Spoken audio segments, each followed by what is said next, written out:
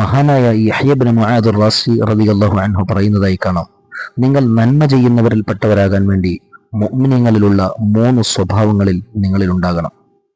ഒന്നാമത്തത്, നിങ്ങളുടെ സഹോദരന് ഒരു ഉപകാരം ചെയ്തില്ലെങ്കിലും ഒരിക്കലും അവനെ ഉപദ്രവിക്കരുത്.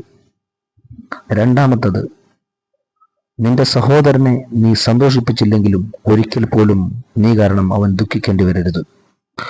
മൂന്നാമത്തത്, ഒരവസരത്തിലും നിന്റെ സഹോദരനെ നീ പ്രശംസിച്ചില്ലെങ്കിലും അവനെ നീ നിന്ദിക്കാൻ പാടില്ല.